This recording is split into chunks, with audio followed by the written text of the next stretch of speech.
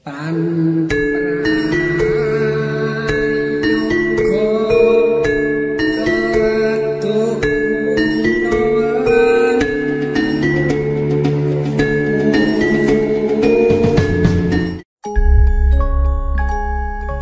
di antara penonton di sini mendengar istilah nang, ning, nung, gung?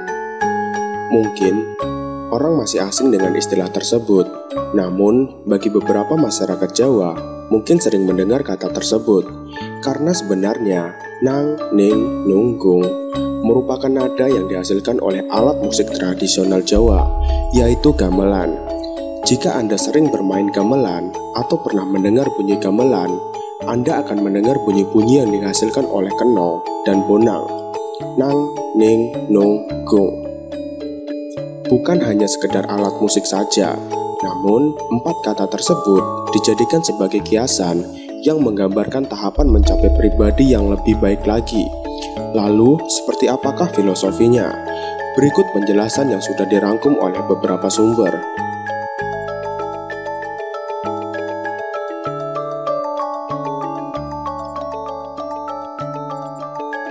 Nang, artinya wenang atau tenang. Di sini seseorang berusaha untuk sadar diri dengan rutin melakukan tirakat, semedi, maladi hening, atau mesuraga, jiwa, dan akal budi. Dalam tahapan ini, ia berkonsentrasi untuk membangkitkan kesadaran batin dan mematikan kesadaran jasadnya sebagai upaya dalam menangkap dan menyelaraskan diri dengan frekuensi atau gelombang dengan Tuhan.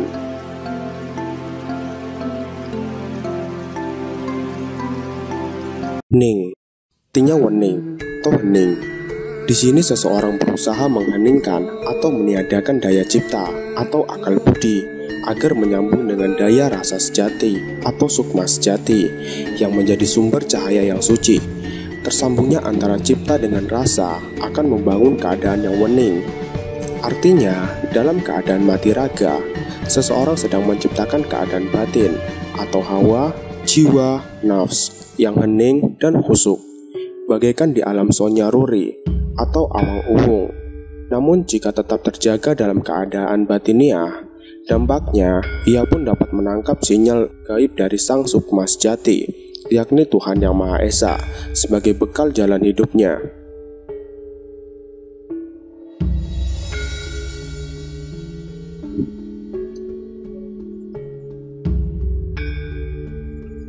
No, artinya kesinungan. Di sini bagi siapapun yang sudah melakukan nang, lalu berhasil menciptakan ning, maka akan kesinungan, terpilih dan pinilih untuk mendapatkan anugerah agung dari Tuhan Yang Maha Suci. Dalam nung yang sejati akan datang cahaya yang maha suci melalui rasa yang ditangkap oleh roh atau sukma sejati seseorang, lalu diteruskan kepada jiwa untuk diolah oleh jasad menjadi manifestasi perilaku utama atau laku utomo. Dampaknya, seseorang akan berperilaku konstruktif, rapi, bersih, santun, cerdas, dan lain sebagainya, dan hidupnya selalu bermanfaat untuk orang banyak. Neng, artinya heneng. Secara bahasa, heneng itu diartikan sebagai ketenangan, tapi di sini tidak sama dengan maksud dari nang atau wenang atau tenang. Pada poin yang pertama, heneng di sini juga berarti puncak dari tawakal atau berserah diri, kemerdekaan dan kebebasan diri seseorang. Jika wenang atau tenang itu berarti awal mula dari prosesnya, maka heneng di sini adalah tujuan dari hasilnya. Karena itulah ia pun berada dalam tahapan setelah nang, ning, dan nung bisa dilalui oleh seseorang. Dan bisa dikatakan pula bahwa orang yang sudah sampai di titik ini adalah mereka yang disebutkan di dalam Al-Quran, surat Al-Fajr ayat 27 dengan sebutan nafsul mutmainah atau jiwa yang tenang. Untuk itulah, bagi orang yang terpilih dan pinilih atau kesinungan sudah melalui tahapan nung, akan selalu terjaga amal perbuatannya, sehingga amal perbuatan baiknya pun tak terhitung dan akan menjadi benteng bagi dirinya sendiri bahkan orang lain. Ini merupakan buah kemenangan dalam laku prihatin, satu kemenangan besar yang berupa karunia dan kenikmatan dalam segala bentuknya, serta punya harapan untuk bisa meraih kehidupan yang sejati di dunia dan di akhirat nanti. Gung artinya agung atau keagungan ataupun kemuliaan. Ini adalah puncak dari perjalanan karena pribadi yang telah mengheningkan dirinya adalah sosok pemenang yang agung. Itulah yang terjadi setelah ia melepaskan segala ego dan ikatan materi duniawi melalui 4 tahapan sebelumnya, yakni Nang, Ning, Nung, Neng. Karena itulah ia bisa hidup mulia dengan memberikan manfaat untuk seluruh makhluk dan alam semesta, rahmatan lil alamin. Dengan begitu, ia juga bisa meraih kehidupan yang sejati, selalu kecukupan, tentram lahir batin, dan tetap menemukan keberuntungan dalam hidupnya, atau meraih ngilmu beljo. Pada tahapan inilah seseorang baru akan menemukan jawaban yang benar tentang siapakah dirinya dan siapa pula Tuhannya yang sejati. Lalu bagaimana melihat orang yang sudah mencapai tahapan Nang, Ning, Nung, Gung? Berikut ini penjelasannya. Tahap Nang atau Sembaraga. Tahapan ini merupakan tahapan dasar yang melibatkan dimensi vertikal, individu kepada Tuhan, dan dimensi horizontal, individu kepada sesama makhluk ciptaannya. Dalam tahapan ini, kita hanya sebatas membiasakan diri untuk melakukan perbuatan baik kepada Tuhan maupun kepada sama makhluk ciptaannya. Perbuatan baik kepada Tuhan yang dimaksud merupakan berkaitan dengan religi atau keagamaan. Sebagai contoh, Anda melakukan doa sesuai agama masing-masing dan menjalankan ajaran agama.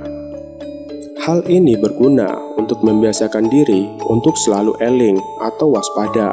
Sedangkan perbuatan baik sesama manusia berkaitan dengan kehidupan bermasyarakat, seperti saling tolong-menolong ataupun gotong royong, serta toleransi.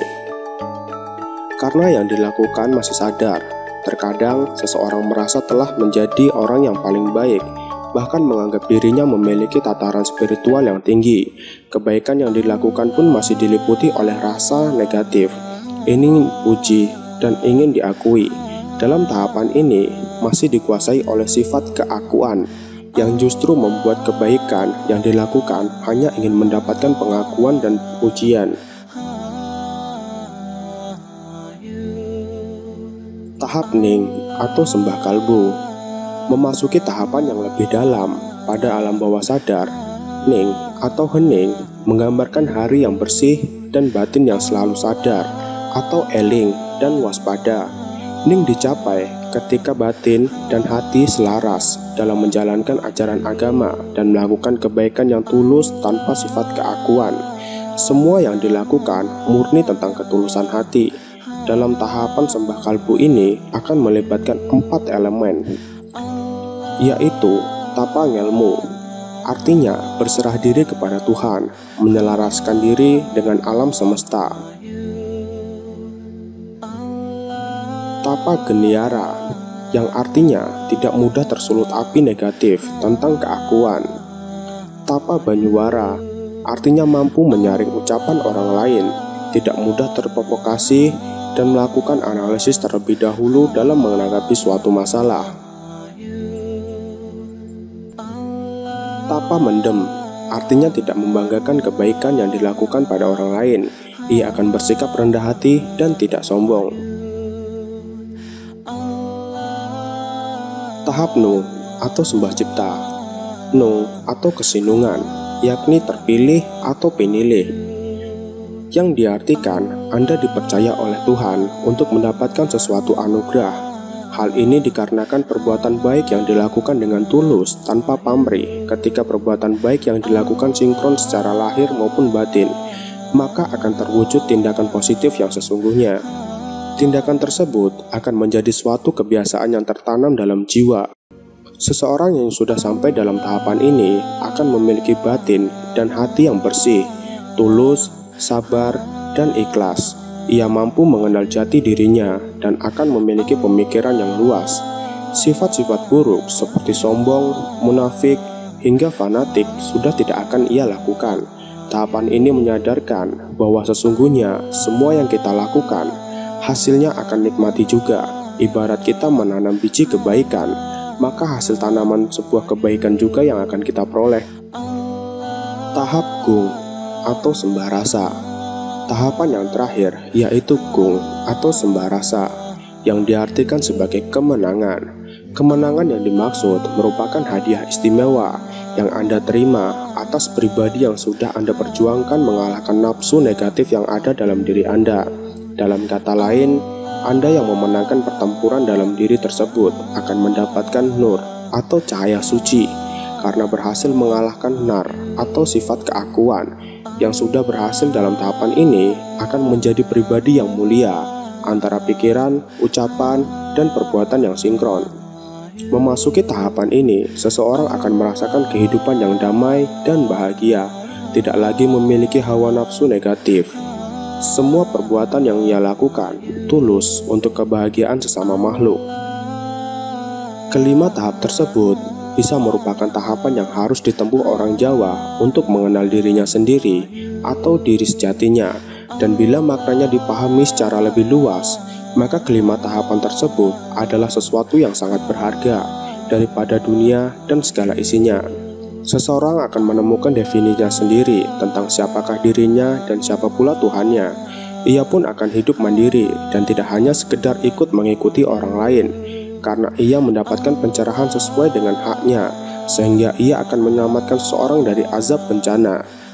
Sebab hakikat dari bunyi nang itu baginya adalah syariat. Ning merupakan torekot, nung ialah hakikat, dan neng adalah makrifat.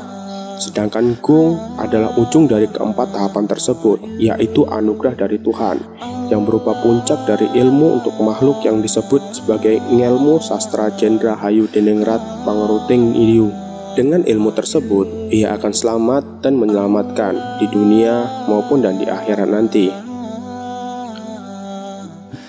Dan begitu hebatnya leluhur kita dulu yang sampai segitunya bisa memikirkan tentang siapakah dirinya sendiri dan siapakah kita sebagai pribadi di atas muka bumi ini. Tujuannya tentu untuk keselamatan dan kebahagiaan hidup. Dan informasi ini juga sudah mereka wariskan melalui bunyi gamelan kepada anak cucunya hingga kini. Tapi sayangnya sudah tidak banyak lagi yang peduli atau bisa menangkap makna dari isyarat tersebut. Padahal semua itu sangatlah berarti bagi kehidupan dunia dan di akhirat nanti.